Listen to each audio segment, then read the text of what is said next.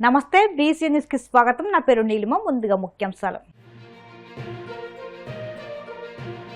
గ్రామీణ పేదలకు కేంద్ర ప్రభుత్వం 74,212 ఇళ్లు మంజూరు చేస్తుందన్న మంత్రి పార్థసారథి. భవిష్యత్తులో అర్హులందరికీ ఇళ్లు మంజూరు చేస్తామని హామీ. కూటమి సర్కార్ రాష్ట్రంలోని అన్ని వర్గాలను మోసం చేస్తుందన్న మాజీ మంత్రి పేర్ని నాని ఫైర్. హోంగార్డుల సమస్యలను పట్టించుకోవడం లేదని ధ్వజం. కాకినాడ జిల్లాలో 16 కోట్ల మత్స్య సంపద సృష్టికి ప్రణాళిక. వేట్లపాలెంలో రాష్ట్రంలోనే తొలి పోర్టబుల్ హ్యాచరీని ప్రారంభించిన కలెక్టర్ హరీందర్ ప్రసాద్. వాడపల్లి వెంకన్న ఆలయంలో ప్రత్యేక పూజలు. మంగళవాద్యం నడుమ శ్రీ స్వామి అమ్మవార్లకు మేల్కొల్పు సేవ, ఐశ్వర్యలక్ష్మి హోమం. రాష్ట్రంలోని గ్రామీణ పేదలకు కేంద్ర ప్రభుత్వం 74,212 ఇళ్లు మంజూరు చేస్తుందని, భవిష్యత్తులో అర్హులందరికీ ఇళ్లు మంజూరు చేస్తామని హామీ ఇచ్చిందని మంత్రి కొలుసు పార్థసారథి తెలిపారు. గతేడాది ప్రధానమంత్రి ఆవాస్ యోజన అర్బన్ పథకం కింద 57,600 ఇళ్లు, ప్రధానమంత్రి ఆవాస్ యోజన గ్రామీణ పథకం కింద 684 ఇళ్లు, పీఎం జన్మన్ పథకం కింద 28,430 ఇళ్లు, మొత్తం 86,714 ఇళ్లు రాష్ట్రానికి మంజూరయ్యాయని మంత్రి తెలియజేశారు. ఇప్పుడు అత్యంత ప్రాధాన్యతనిస్తూ అవసరం ఉన్న బడ్జెట్ని కేటాయించడంలో కానివ్వండి, కేంద్ర ప్రభుత్వం నుంచి శాంక్షన్స్ సాధించడంలో కానీ ముందుందని చెప్పేసి నేను మనవి చేస్తున్నాను. 2014-19లో చంద్రబాబు నాయుడు గారు ముఖ్యమంత్రిగా ఉన్నప్పుడు 13,04,516 ఇళ్లు శాంక్షన్ అయితే, దీంట్లో కొన్ని పూర్తిగా ఆంధ్రప్రదేశ్ నిధులతో, అంటే ప్రభుత్వ నిధులతో చేపట్టిన ఎన్టీఆర్ హౌసింగ్తో కలిపి 13,04,516 శాంక్షన్ అయితే 8,04,853 ఇళ్లని 5 సంవత్సరాల్లో పూర్తి చేసిన ఘనత చంద్రబాబు నాయుడు గారి నాయకత్వాన్ని అని చెప్పేసి ఈ సందర్భంగా తెలియజేస్తా ఉన్నాను. దాదాపు 10,000 కోట్ల రూపాయలు ఆ రోజు చంద్రబాబు నాయుడు గారు ఖర్చు చేయడం జరిగిందని చెప్పేసి కూడా నేను ఈ సందర్భంగా తెలియజేస్తాను. ఎస్సీలు, బీసీలు, ఎస్టీలు వీళ్ళంతా కూడా కొద్దిగా ఇబ్బంది పడుతున్నారు ఆర్థిక సమస్యలతో అని చెప్పేసి అడిషనల్ ఫైనాన్స్ ఇచ్చిన ఘనత కూడా కేవలం చంద్రబాబు నాయుడు గారి ప్రభుత్వం అని చెప్పేసి కూడా నేను ఈ సందర్భంగా తెలియజేస్తాను. ఆ విధంగా దాదాపు 712 కోట్ల రూపాయలని ఖర్చు చేయటం కూడా జరిగిందని చెప్పేసి తెలియజేస్తాను. మరి తర్వాత వచ్చిన ప్రభుత్వం 2019-24లో శాంక్షన్స్ అయితే సాధించారు కానీ 18,61,722 PMAY స్కీమ్ కేంద్ర ప్రభుత్వం నుంచి పూర్తి చేసినవి మాత్రం కేవలం 6,70,000 మాత్రమే అని చెప్పేసి తెలియజేస్తాను. అది కూడా కేవలం 8,000 కోట్ల రూపాయలు, 9,500 కోట్ల రూపాయలు మాత్రమే ఖర్చు పెట్టడం కూడా జరిగిందని చెప్పేసి నేను ఈ సందర్భంగా తెలియజేస్తాను. అన్నిటికంటే అన్యాయం ఏంటంటే, అంతకుముందు ప్రభుత్వంలో ఏదైతే శాంక్షన్ కాబడి నిర్మాణం కొనసాగిస్తూ ఉన్నారో 4,53,000 మందిని నిర్దాక్షిణ్యంగా తెలుగుదేశం ప్రభుత్వం శాంక్షన్ చేసిందని చెప్పేసి వారి సొంత డబ్బులు ఖర్చు పెట్టుకున్నా కూడా వాటిని క్యాన్సిల్ చేసి మరి లక్షలాది మంది ఎస్సీ, బీసీలు, పేదవాళ్ళుకి తీరని అన్యాయం చేసిందని చెప్పేసి కూడా నేను ఈ సందర్భంగా తెలియజేస్తా ఉన్నాను. ఇప్పుడు 2024-29 కాలంలో ఈ PMAY గ్రామీణ్ కానీ అర్బన్ కానీ కొంత ఆలస్యమైన కూడా, కొన్ని సాంకేతిక కారణాల మీద ఆలస్యమైన కూడా ఇప్పుడు కొత్తగా శాంక్షన్ చేయటం ప్రారంభించారని చెప్పేసి మనం చేస్తాను. ఇదంతా కూడా రాష్ట్ర ప్రభుత్వం సేకరించిన అప్లికేషన్స్ని రాష్ట్ర ప్రభుత్వం దాన్ని స్క్రూటినీ చేసి ఎలిజిబిలిటీ లిస్ట్ పంపించిన ఆధారంగా, ఆ లిస్ట్ ఆధారంగా శాంక్షన్స్ కేంద్ర ప్రభుత్వం చేస్తుందని చెప్పేసి కూడా నేను ఈ సందర్భంగా తెలియజేస్తాను. ఇప్పటికీ PMAY అర్బన్ స్కీమ్ కింద 57,600 ఇళ్లని 2025-26లో శాంక్షన్ చేయడం జరిగింది.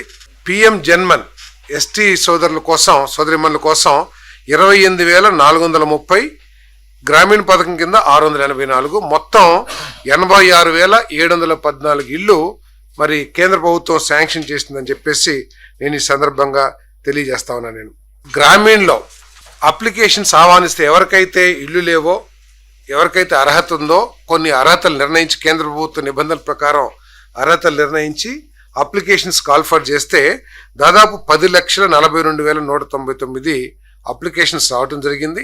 వాటిని అన్నిటినీ కూడా స్క్రూటినీ రాష్ట్ర ప్రభుత్వం తరఫున అన్ని రెవెన్యూ, హౌసింగ్ అందరూ కలిసి కూడా చేసిన తర్వాత మరి దాదాపు 9.5 లక్షలు ఎలిజిబుల్గా తేల్చడం జరిగిందని చెప్పేసి మనం చేస్తాను. దీనికి కావాలని చెప్పేసి కేంద్ర ప్రభుత్వానికి రిక్వెస్ట్ చేయటం, దాంట్లో మొట్టమొదటి విడతగా 74,212 ఇళ్లు మంజూరు చేయడం జరిగిందని చెప్పేసి ఈ సందర్భంగా నేను తెలియజేస్తా ఉన్నాను. నేను భవిష్యత్తులో ఇంకా అర్హత ఉన్న అర్హుల లిస్ట్ ఉందో దానికి తగ్గట్టుగా కేంద్ర ప్రభుత్వం నుంచి మళ్ళీ శాంక్షన్స్ కూడా కొత్త ఇల్లు కూడా శాంక్షన్ తీసుకురావడం జరుగుతుందని చెప్పేసి కూడా దీనికి మన రాష్ట్రానికి చెందిన కేంద్ర మంత్రి గారు పెమ్మసాని చంద్రశేఖర్ గారు అదేవిధంగా ముఖ్యమంత్రి గారు సూచనలతో ప్రయత్నం చేస్తారని చెప్పేసి కూడా మనం తప్పకుండా అర్హులు ఉన్న వాళ్ళందరికీ కూడా ఇప్పించడానికి ప్రయత్నం చేస్తామని చెప్పేసి మనం చేస్తాం.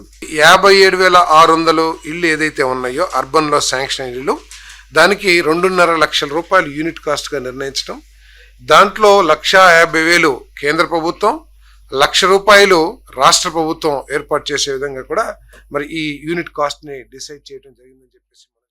హోంగార్డుల సమస్యలను కూటమి సర్కారు పట్టించుకోవడం లేదని మాజీ మంత్రి పేర్ని నాని మండిపడ్డారు. బందర్లోని వైసీపీ కార్యాలయంలో ఆయన మీడియాతో మాట్లాడుతూ చంద్రబాబు, పవన్ కళ్యాణ్ రాష్ట్రంలోని అన్ని వర్గాలను మోసం చేశారన్నారు.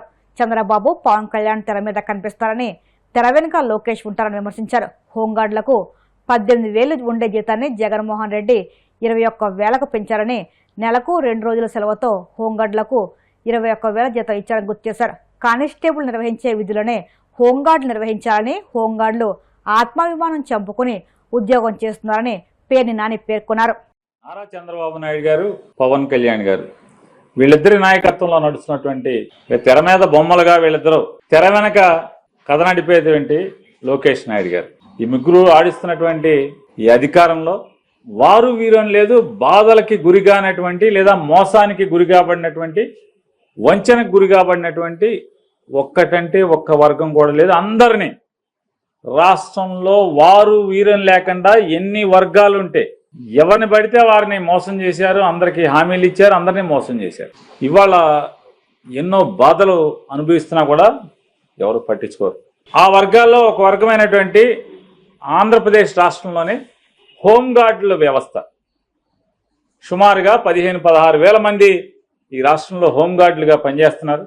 వీళ్ళు హోంగార్డుల యొక్క పరిస్థితి ఏంటి అంటే చట్టబద్ధత కల్పించబడినటువంటి వెట్టి చాకిరీ ఉద్యోగం ఏదో ఉందంటే, చట్టబద్ధమైనటువంటి వెట్టి చాకిరీ ఉద్యోగం ఉందంటే హోంగార్డు ఉద్యోగం.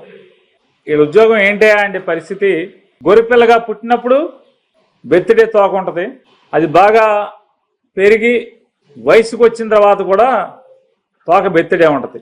ఆ గొర్రె తోక బెత్తిడన్న సామెతగా హోంగార్డుల యొక్క జీవితాలు కూడా అట్లాగే ఉన్నాయి. రోజుకి 710 రూపాయలు దినసరి వేతనంతో హోంగార్డులు పనిచేస్తున్నారు.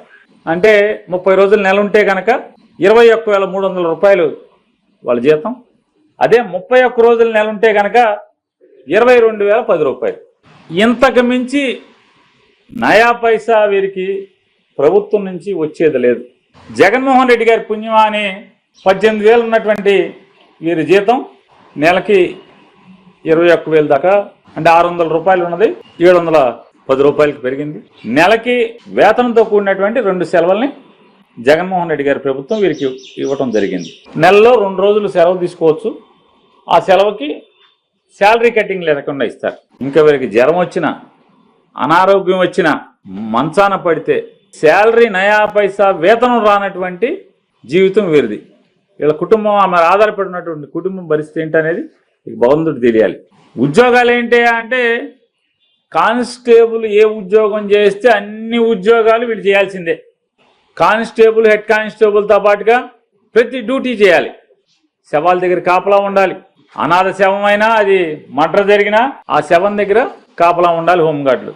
గొడవలకి కంట్రోల్ చేయడానికి పోలీస్ కానిస్టేబుల్స్తో పాటు హెడ్ కానిస్టేబుల్స్తో పాటు వెళ్ళి తింటే తన్నులు కూడా తినాలి. ఇవాళ ఉన్న ప్రభుత్వంలో అయితే అధికార పార్టీ వాళ్ళతో తన్నులు కూడా తినాలి. కేసులు పెట్టకూడదు, అడగకూడదు. పై వాళ్ళని కూడా ఎవరిని నన్ను కొట్టాడు అధికార పార్టీ వాడు అని చెప్పి కేసు కూడా పెట్టకూడదు. మేము డిమాండ్ చేస్తున్నాం. ఆన్ పార్ విత్ తెలంగాణలో ఉన్నటువంటి హోంగార్డులకు ఎలాగైతే 30,000 ఇస్తున్నారో వీళ్ళకి కూడా 30,000 ఇమ్మని డిమాండ్ చేస్తున్నాం. ఎవరైతే పరీక్ష ద్వారా, ఎగ్జామ్ ద్వారా రిక్రూట్ ఇంటేక్ అయ్యారో ఆ హోంగార్డ్స్కి కానిస్టేబుల్స్లో కోటా ఇవ్వాలని చెప్పి డిమాండ్ చేస్తున్నాం. వారికి లైఫ్ ఇన్సూరెన్స్, హోంగార్డులందరూ కూడా ఈ 15-16 వేల మందికి లైఫ్ ఇన్సూరెన్స్ చేయాలి. అట్లాగే వారికి క్యాష్లెస్ మెడికల్ ట్రీట్మెంట్, డబ్బు లేనటువంటి, డబ్బు చెల్లించకుండా ఉండేటువంటి వైద్య ఆరోగ్యాన్ని ఉచితంగా అందించే కార్యక్రమాన్ని వీరికి వర్తింపు చేయాలని చెప్పి డిమాండ్ చేస్తున్నాం. అలాగే వీరి పిల్లల చదువులకి అమ్మఒడి, లేదా మీరు అదే పేరు మార్చి తల్లికి వందనం అన్నారు, ఆ వందనం లేదా ఫీజు రీయింబర్స్మెంట్ వీటికి వర్తించాలి.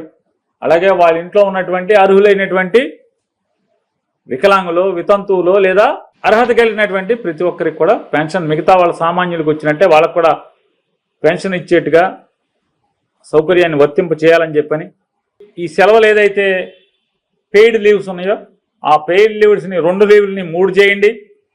నెలకి 2 ఇచ్చినటువంటి వాటిని నెలకు 3 చేసి దాన్ని 6 మాసాల్లో ఎప్పుడన్నా వాడుకునేట్టుగా, అది 9 రోజులు ఒకసారి వాడుకోవాలి, లేదా 5 రోజులు ఒకసారి, 4 రోజులు ఒకసారి, లేదా 3 రోజులు ఒకసారి వాడుకునేటువంటి వెసులుబాటు 6 నెలలని యూనిట్గా తీసుకుని 6 నెలలకు ఒకసారి దాన్ని లెక్క చూసేట్టుగా చేయాలని చెప్పని వైఎస్ఆర్ కాంగ్రెస్ పార్టీ గట్టిగా డిమాండ్ చేస్తుంది. కాకినాడ జిల్లా సామర్లకోట మండలం వేట్లపాలెం గ్రామం గోదావరి ఒడ్డున పోర్టబుల్ చేపపిల్ల హేచరీ కేంద్రాన్ని జిల్లా కలెక్టర్ హరీంద్ర ప్రసాద్, మత్స్యశాఖ కమిషనర్ రమాశంకర్ నాయక్ ప్రారంభించారు. జిల్లా మత్స్యశాఖ అధికారి వి కృష్ణారావు పర్యవేక్షణలో మత్స్యశాఖ అభివృద్ధి అధికారి ఆర్ నోకరాజు ఈ హేచరీ నిర్మాణాన్ని చేపట్టారు. ఈ కార్యక్రమంలో భాగంగా collector Harindra Prasad, assistant collector Priya, మత్స్యశాఖ కమిషనర్ రమాశంకర్ నాయక్ చేపలకు ప్రేరేపిత ప్రజలకు ఇంజెక్షన్లు ఇచ్చి బ్రీడింగ్ పూల్స్తో ఉంచారు. ఈ సందర్భంగా కలెక్టర్ మాట్లాడుతూ రాష్ట్ర వ్యాప్తంగా మత్స్యకారుల అభివృద్ధి కోసం ప్రభుత్వం సరికొత్త వినూత్న కార్యక్రమాన్ని ప్రారంభించిందని తెలియజేశారు. రాష్ట్ర వ్యాప్తంగా 103 కోట్ల మనము ఫింగర్ లింక్స్ తయారు చేసి వాటిని ఒక సంపద ద్వారా మత్స్యకారులకు మేలు చేయాలనే ఉద్దేశంతో ఈరోజు మనం ముందడుగు వేస్తున్నాము. దీనికి ప్రత్యేకంగా మన జేడి గారికి ధన్యవాదాలు చెప్పాలి. ఆయన ఇలాంటి ఒక విధానాన్ని రూపొందిస్తూ గతంలో ఏదైతే సిఫా వారు తయారు చేసిన మోడల్ని కొద్దిగా మాడిఫై చేస్తూ ఇప్పుడు ప్రెసెంట్ ఉన్న అవసరాన్ని గుర్తుంచుకొని, అదేవిధంగా ఎస్ఏఎఫ్టి వారు ఒక సహకారంతో ఈ కార్యక్రమాన్ని తీసుకురావడం, చేపట్టడం చాలా ఒక I would say very very innovative approach. తప్పనిసరిగా దీని ద్వారా చిన్న సన్నకార మత్స్యకార సోదరులు, ఇప్పుడు బోట్లు పెట్టుకున్న వాళ్ళు, సముద్రానికి వేటకు వెళ్ళిన వాళ్ళు చాలా మంది ఉన్నారు. వాళ్ళకి జీవనం ఏదో రకంగా సాగిపోతుంది. ఈ ఇన్లాండ్ వాటర్ బాడీస్ లో వాళ్ళు మన మత్స్య సంపదని పెంచుకొని దాన్ని నమ్ముకొని ఉన్న మత్స్యకార సోదరులు అందరికీ కూడా ఇది తప్పనిసరిగా ఒక ఆదాయ మార్గంగా ఉంటుంది. ఒక అంచనా వేసాము, మన జిల్లాలో కాకినాడ జిల్లా తీసుకుంటే మనము ఎన్ని చెరువులు తీసుకోవాలి, ఇక్కడ తయారు చేసిన స్పాన్ ని మళ్ళీ ఎన్ని హ్యాచరీస్ లో మనము వదులుకోవాలి, అదేవిధంగా అక్కడి నుంచి వాళ్ళు అవి పెరిగాక వాటిని దాదాపు ఒక 730 చెరువుల దాకా వదలడానికి మనకు అవకాశం ఉంటుంది. ఆటో స్టాకింగ్ అనేటువంటిది, ఆటో స్టాకింగ్ అంటే అదంతకదే వర్షం వస్తానే రాతి మీద గుడ్లు పెట్టింటాయి చేపలు, ఆ గుడ్లు మళ్ళా పిల్లలుగా మారి చిన్న చిన్న చిరు చేపలుగా తయారయ్యేటువంటి పద్ధతి ఉండేది. అది ఇప్పుడు జరగడం లేదు. క్లైమాటిక్ చేంజ్ వలన రకరకాల క్రిమిసంహారక మందులు, మరి అర్బన్ గ్యార్బేజ్, రకరకాల ఈ మందుల వల్ల ఆటో స్టాకింగ్ అనేది పూర్తిగా ఆగిపోయి, ప్రపంచం అంటే ఈ ఏదైతే మనం ఇండివిజువల్ బ్రీడింగ్ చేస్తామో దీని వల్ల చేసి చిరు చేప పిల్లల్ని ఫింగర్ లింగ్ అంటే దాదాపుగా 2-3 నెలలు పెంచి జలాశయాల్లో కానీ, వాగులు వంకల్లో కానీ, చెరువుల్లో కానీ, కుంటల్లో కానీ మనం వదిలితే మత్స్య సంపద వృద్ధి అవుతుంది. దానివల్ల చుట్టుపక్కల ఉన్నటువంటి గ్రామాలకే కాకుండా ఇంకా దూర ప్రాంతాల వాళ్ళకు కూడా చేపలు సమృద్ధిగా లభ్యమయ్యేదానికి అవకాశం వచ్చేటువంటి పద్ధతి ఉంది. కాబట్టి దేశంలోనే 28-29% చేపలు వృద్ధి చేసి ఇతర రాష్ట్రాలకు, దేశాలకు కూడా పంపేటువంటి రాష్ట్రం కాబట్టి. అయితే ఇక్కడ ఒకే ఒక క్వశ్చన్ ఏంటంటే, చిరు చేప పిల్లల్ని ఇండివిజువల్ బ్రీడింగ్ చేసి బాగా ఉత్పత్తి చేసే దాంట్లో మనకంటే పెద్దన్న ఒకడు ఉన్నాడు, అదే వెస్ట్ బెంగాల్. మనకంటే పెద్దన్నలు బీహారు, ఉత్తరప్రదేశ్ ఉన్నారు, వాళ్ళు చేపలు సరిగ్గా పెంచడం లేదు.